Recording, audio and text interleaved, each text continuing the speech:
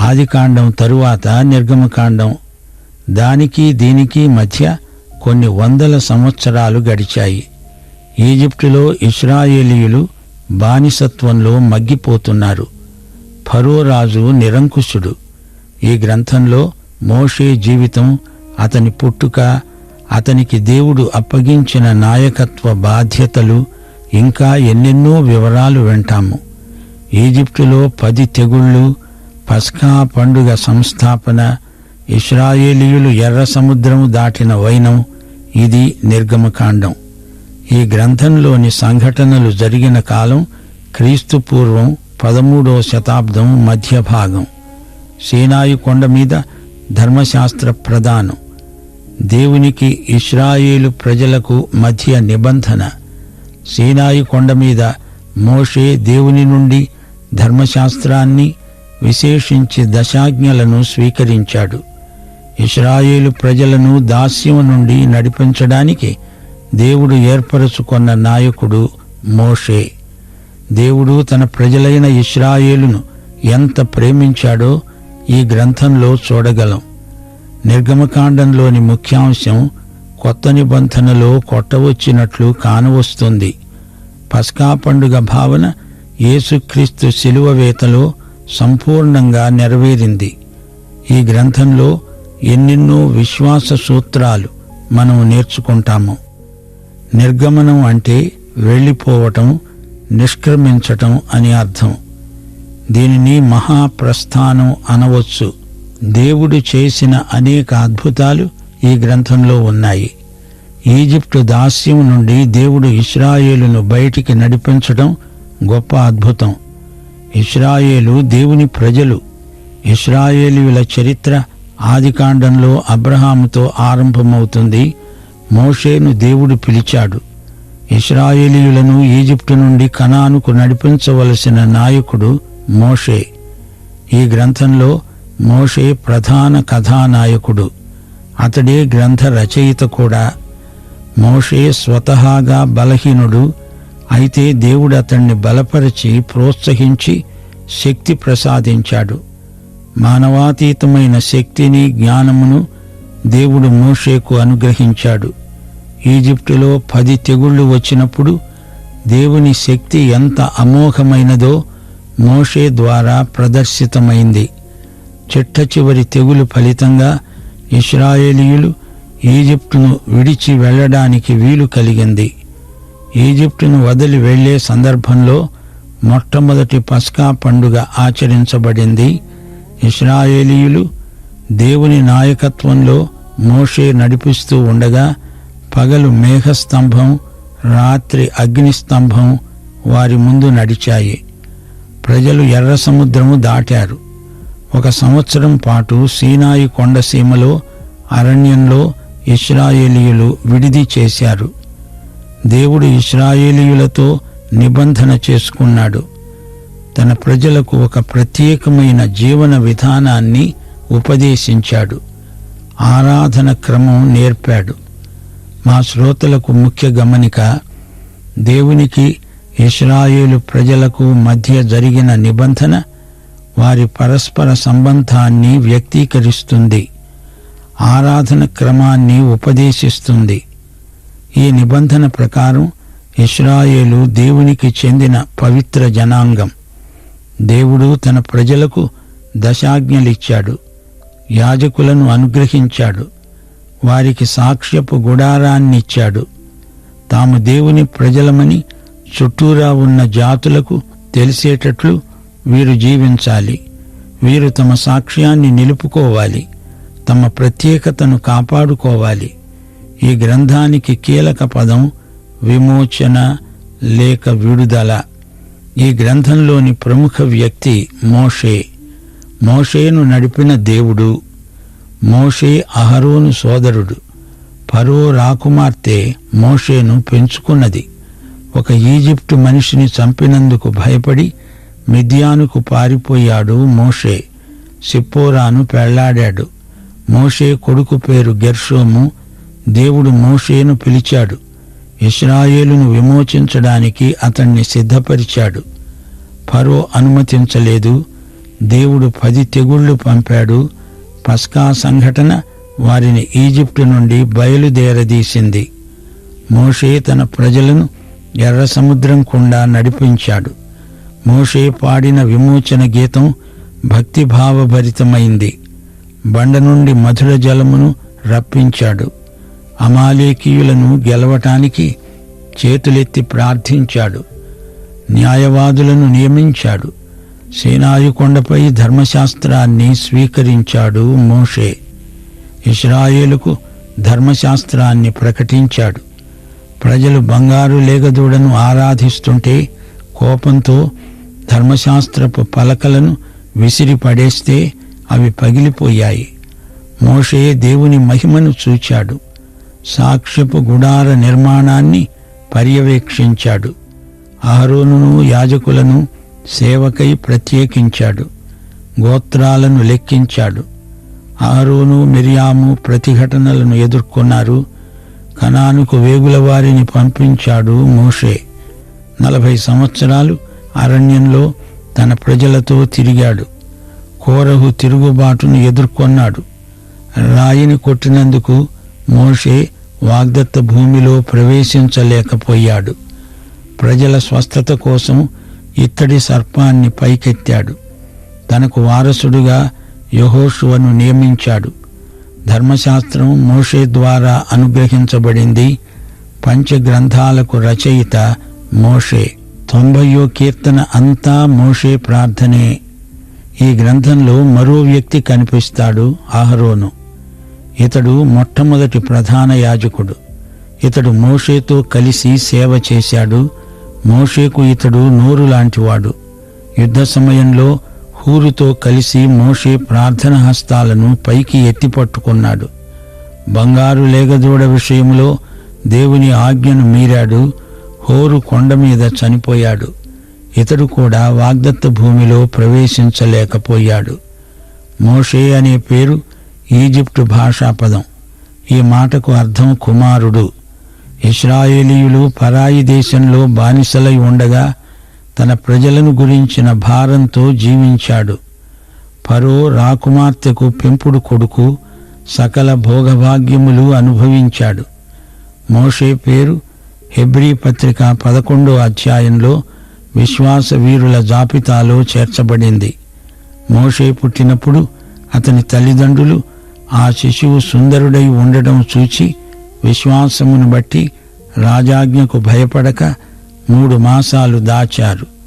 మోషే పెద్దవాడైనప్పుడు విశ్వాసమును బట్టి ఈజిప్టు ధనము కంటే క్రీస్తు విషయమైన నింద గొప్ప భాగ్యమని ఎంచుకుని అల్పకాలము పాపభోగము అనుభవించడం కంటే దేవుని ప్రజలతో శ్రమ అనుభవించడం మేలని యోచించి ఫరో కుమార్తె యొక్క కుమారుణ్ణి అనిపించుకోవడానికి ఒప్పుకోలేదు. ఏలయనగా అతడు ప్రతిఫలముగా కలుగబోయే బహుమానమందు దృష్టి ఉంచాడు. విశ్వాసమును బట్టి అతడు అదృశ్యుడైన వానిని చూస్తున్నట్లు స్థిరబుద్ధి గలవాడై రాజాగ్రహమునకు భయపడక ఈజిప్టును విడిచిపోయాడు. తొలిచూలు పిల్లలను నాశనము చేసేవాడు ఇశ్రాయేలీయులను ముట్టకుండా అతడు విశ్వాసమును బట్టి పస్కాను రక్తప్రోక్షణ ఆచారమును జరిగించాడు. విశ్వాసమును బట్టి వారు పొడి నేల మీద నడిచినట్లు ఎర్ర సముద్రములో బడి నడిచిపోయారు. ఈజిప్టు వారు తాము అలాగే చెయ్యాలని చూచి మునిగిపోయారు. మరో గొప్ప సంఘటన ఈ గ్రంథంలో చూస్తాము. మోషే అరణ్యంలో మండుతున్న పొదను చూచాడు. ఆ పొదలో నుండి దేవుని వాగ్దాన వాక్యం వినిపించింది.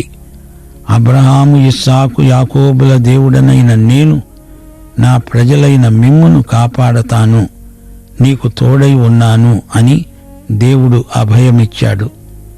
మోషే చేతిలో కర్ర పట్టుకొని ఉన్నాడు. అది పాము. పామును పట్టుకోవడం ప్రమాదకరం. నీ చేతిలోనిది ఏమిటి అని దేవుడు అడిగినప్పుడు అది కర్ర అని మోషే అన్నాడు. ఈజిప్టులో పాములెక్కువ. సీటో అనే సర్పరాజును ఈజిప్టు వారు ఆరాధిస్తారు.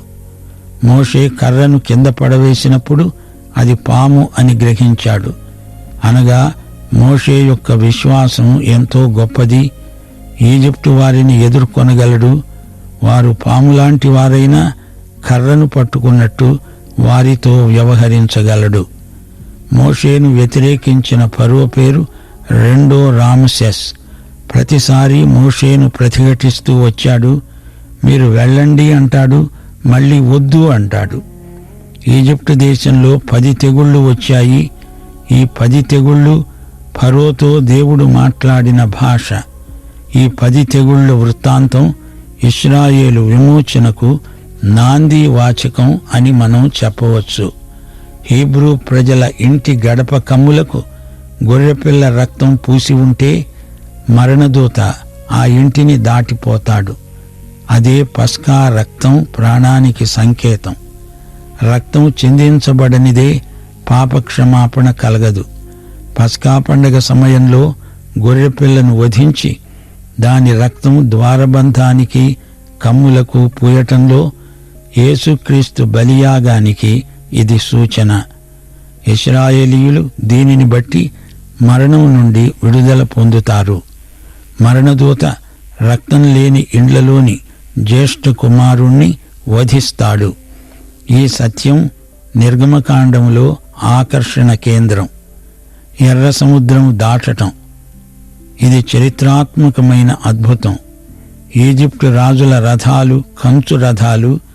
ఈజిప్టు వారికి అంతవరకు ఇనుము, ఉక్కు వినియోగం తెలియదు.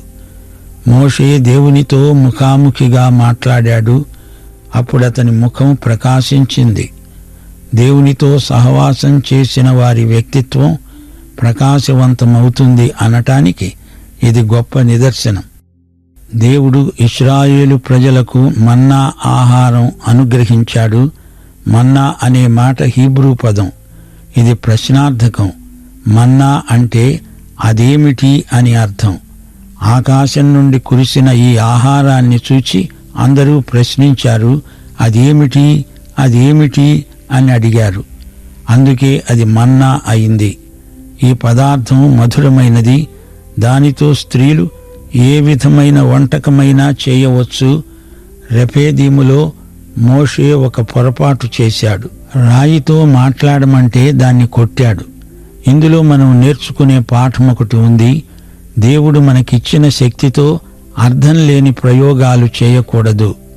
యేసు ప్రభువు సైతాను శోధనలకు జవాబిస్తూ దేవాలయ శిఖరం మీది నుండి దూకమంటే దేవుణ్ణి శోధించకూడదు అని చెప్పాడు. మోషే ఇత్రో సలహా తీసుకుని 70 మంది పెద్దలను నియమించాడు. అలా చేయమని దేవుడు చెప్పలేదు. ఇత్రో సలహా అనేక సమస్యలకు దారి తీసింది. మోషేకు పని అప్పగించిన దేవుడు ఆ పనికి చాలినంత శక్తిని అనుగ్రహించడా? ఇందులో మోషేకు మామగారి సానుభూతి అనవసరం. దేవుడు మోషేకు రాతి పలకలిచ్చాడు. వాటి మీద దశాజ్ఞలు చెక్కబడి ఉన్నాయి. దేవుని ప్రజలకు ఇది దేవుని ధర్మశాస్త్రం. అయితే యేసు ప్రభువు ధర్మశాస్త్ర సారాన్ని తన రక్తంతో మన హృదయాల మీద రాశాడు. ధర్మశాస్త్రాన్ని నెరవేర్చిన యేసుక్రీస్తు దాని సారాన్ని అంతర్గతంలో మన జీవితాలలో అమలుపరుస్తున్నాడు. దశాజ్ఞలు యూదులకు, క్రైస్తవులకు కూడా ఎంతో అమూల్యమైనవి. యూదుల పండగలు ఈ గ్రంథంలో కొన్ని ప్రస్తావించబడ్డాయి. పులియని రొట్టెల పండగ, పస్కా పండగతో కలిపి చేస్తారు. ఈ 2 పండగలు ఇశ్రాయేలు నిర్గమనాన్ని సూచిస్తాయి. ప్రథమ ఫలముల పండుగ ఇది పస్కా పండుగ తరువాత 50 రోజులకు వస్తుంది. అప్పుడు ప్రథమ ఫలాలు తెస్తారు. సీనాయి కొండ మీద దేవుడు అనుగ్రహించిన ధర్మశాస్త్రాన్ని పురస్కరించుకొని ఈ పండగ చేస్తారు. మరో పండగ ఉంది, పర్ణశాలల పండగ. ద్రాక్ష పంట కోసిన తరువాత ఈ పండుగ వస్తుంది. ఆ సమయంలో ప్రజలు తోటల్లోనే ఉంటారు, పర్ణశాలల్లో నివసిస్తారు. వీరు చరిత్రలో జరిగిన అరణ్య ప్రయాణాన్ని జ్ఞాపకం చేసుకుంటారు. పండగలన్నీ యేసు ప్రభువునందే నెరవేరాయి. నిర్గమకాండంలోని బలులు మనకెన్నో ఆధ్యాత్మిక పాఠాలు నేర్పుతాయి. బలిపశువు రక్తం దేవుని నిబంధనను స్థిరపరుస్తుంది. రక్తాన్ని బలిపీఠం మీద ప్రోక్షిస్తారు. ఇశ్రాయేలు ప్రజకు దేవునికి మధ్య ఇది రక్త నిబంధన. యెహోవా మందసం గుడారంలోని ఆకర్షణీయమైన వస్తువు. ఈ మందసంలో దశాజ్ఞల పలకలున్నాయి. ఇది కరుణాపీఠం. ఇది దేవుని సన్నిధిని జ్ఞాపకం చేస్తుంది. ఇశ్రాయేలు ప్రజలు ఎక్కడికి వెళ్ళినా దేవుని సన్నిధి వారితో ఉన్నది అనటానికి ఈ నిబంధన మందసం సంకేతం. దీపవృక్షం మరొక ఆకర్షణ. దీపవృక్షం అనడానికి హీబ్రూ భాషలో మెనోరా అంటారు. జీవవృక్షానికి ఇది వ్యక్తీకరణ. జీవమే వెలుగు. సాక్ష్యపు గుడారం దేవునికి ఆయన ప్రజలకు సంధిస్థానం. దేవుడు తన ప్రజలను కలుసుకునే స్థలం. దీనిని లేవీయులు ప్రయాణంలో మోసుకు వెళ్తారు. సాక్ష్యపు గుడారం ఇశ్రాయేలీయుల ఆరాధన జీవితానికి ప్రతీక. ఇశ్రాయేలీయులు లేగదూడను చేసుకుని దానిని పూజించారు. ఇది దేవునికి రోషం పుట్టించే పాపం. ఈ లేగదూడను చేయటంలో అహరోను పాత్ర కూడా ఎంతో ఉంది. దేవునికి ఎట్టి ప్రతిరూపము కల్పించకూడదు. ఈ సందర్భంలో మోషే వారిపై కోపగించాడు. ప్రజలు పాటించని ధర్మశాస్త్రం వల్ల ఏమి ప్రయోజనం? దేవుడు ధర్మశాస్త్రం ఇచ్చింది ఎందుకు? యేసుక్రీస్తు ధర్మశాస్త్రాన్ని కొట్టివేయలేదు, దాన్ని నెరవేర్చాడు. యేసుక్రీస్తు మన చేత ధర్మశాస్త్రాన్ని మించి చేయించగలడు. సోదరీ సోదరులారా, ఇంతవరకు మీకు నిర్గమకాండంలోని రసవత్తరమైన ఘట్టాలను రుచి చూపించాము. ఇప్పుడు నిర్గమకాండం 1వ అధ్యాయం 7 వచనాలు వినండి. ఈజిప్టులోనికి యాకోబుతో వచ్చిన ఇశ్రాయేలీయుల పేర్లు ఏవనగా రూబేను, షిమ్యోను, లేవి, యూదా, ఇశ్శాఖారు, జబూలూను, బెన్యామీను, దాను, నఫ్తాలి, గాదు, ఆషేరు. వీరిలో ప్రతివాడు తన తన కుటుంబంతో వచ్చాడు. యాకోబుకు పుట్టిన వారందరూ 70 మంది. అప్పటికి యోసేపు ఈజిప్టులోనే ఉన్నాడు. యోసేపు అతని అన్నదమ్ములందరూ, ఆ తరము వారందరూ చనిపోయారు. ఇశ్రాయేలీయులు బహుసంతానము గలవారై అభివృద్ధి పొంది విస్తరించి అత్యధికంగా ప్రబలిపోయారు. వారు ఉన్న ప్రదేశం వారితో నిండిపోయింది. సోదరీ సోదరులారా, నిర్గమకాండం ఆదికాండానికి కొనసాగింపు. ఈ 2 గ్రంథాల మధ్య 3.5 శతాబ్దాలు గడిచిపోయాయి. దేవుడు ఇశ్రాయేలు జాతిని ఆశీర్వదించాడు. వారు బహుగా వృద్ధి పొందుతారు అన్నాడు. అలాగే ఈజిప్టు దేశంలో ఇశ్రాయేలు జనాభా విస్తారంగా వృద్ధి చెందింది. అప్పుడు యోసేపును ఎరుగని కొత్త రాజు ఈజిప్టును ఏలనారంభించాడు. ఇప్పుడు సింహాసనం మీద కూర్చుని ఉన్న రాజు యోసేపును ఎరగడు. అంతవరకు హైక్సోస్ వంశీకులు అనగా కాపురుల వంశానికి చెందిన ఫరో సెమిటిక్ సాంప్రదాయానికి చెందినవాడు రాజ్యమేలాడు. కాని అతడు తన రాజ్యం కోల్పోయాడు. తిరిగి పూర్వపు ఫరోలు సింహాసనమెక్కారు. ఇప్పుడున్న రాజు యోసేపు ఎవరో ఎరుగడు. యోసేపు సంబంధికులను గురించి అతడేమీ బాధ్యత వహించడు. సోదరీ సోదరులారా, 8వ వచనంలో మనకు ఒక నిర్దిష్టమైన సందేశం ఉంది. నేటి పిల్లలు రాబోయే తరానికి నాయకులు. పిల్లలకు ఇప్పుడు మనం వాక్యం నేర్పించకపోతే రాబోయే తరం బొత్తిగా యేసు ప్రభువును గురించి మరచిపోతుంది. పిల్లలకు ఎంతో వ్యయప్రయాసల కోర్చి చదువు చెప్పిస్తాము. అంత మాత్రం శ్రద్ధ పిల్లలకు వాక్యం నేర్పటంలో చూపుతున్నామా? రాబోయే తరానికి యేసు ప్రభు ఎవరో తెలిసి ఉండాలి గనుక మనం ఈ తరంలో పిల్లలకు క్రమబద్ధంగా వాక్యం నేర్పాలి. వాక్య సత్యాలు వారి హృదయాలపై ముద్రించాలి. ఈ తరానికి బైబిలును మనం నేర్పకపోతే వచ్చే తరం మనుష్యులు బైబిల్ అంటే ఏమిటో తెలియని అజ్ఞానులవుతారు. యోసేపును ఎరగని రాజులు వచ్చారు. యోసేపును గురించి అందరూ మరిచిపోయారు. రాజులు మరిచిపోయారు, రైతులు మరిచిపోయారు. వ్యాపారస్తులు తమ వస్తువులను గురించి ఎంతగా ప్రచారం చేస్తారో మనకు తెలుసు. ఎక్కడ చూచినా వ్యాపార ప్రకటనలే. ఎడతెగక వస్తువు నాణ్యతను ప్రకటించకపోతే కొన్నాళ్లకు ఆ వస్తువు సంగతే అందరూ మరిచిపోతారు. ఆ వస్తువును ఎవరూ కొనరు. ఇక్కడ చూడండి, ఈజిప్టులో రాజ్యమేలుతున్న ఫరోకు యోసేపు ఎవరో తెలియదట. కొత్త తరం మనుషుల్లో యేసుక్రీస్తును బొత్తిగా ఎరగని వారు కొందరుంటారు. వెనకటి సంగతులు వారికి తెలియవు, ఎవరూ చెప్పలేదు. అందుకే రోమాపత్రికలో 10వ అధ్యాయం 14వ వచనంలో పౌలు అంటున్నాడు, వినని వానిని వారు ఎలా విశ్వసిస్తారు? ప్రకటించేవాడు లేకుండా వారు ఎలా వింటారు? ప్రకటించేవారు పంపబడని ఎడల ఎలా ప్రకటిస్తారు? ఉత్తమమైన వాటిని గూర్చిన సువార్త ప్రకటించే వారి పాదాలు ఎంతో సుందరమైనవి, ఎంత చక్కని హితవు. అందుచేత రాబోయే తరం గత తరంలోని సంగతులను తెలుసుకుని ఉండాలి.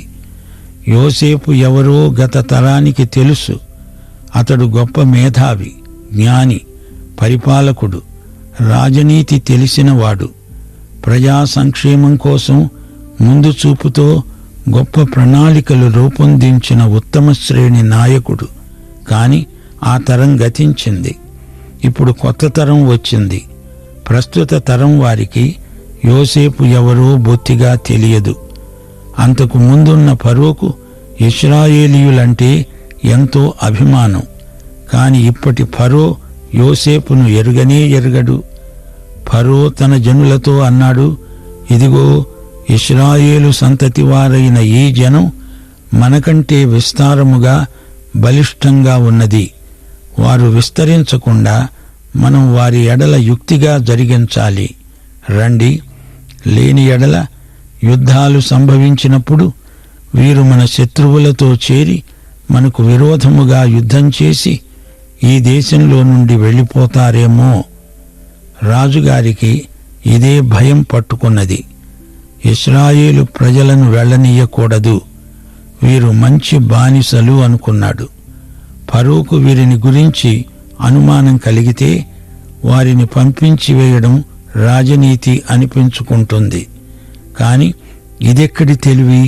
వారిని వెళ్ళనివ్వకూడదు అంటున్నాడేమిటి? ఈ ఫరో రాజనీతి చతురుడు కాడు కాబట్టి వారి మీద పెట్టిన భారములలో వారిని శ్రమ పెట్టడానికి, వెట్టి పనులు చేయించడానికి వారి మీద అధికారులను నియమించాడు. పాఠం ఇంతటితో సమాప్తం. దైవాశీస్సులు. ఆమేన్.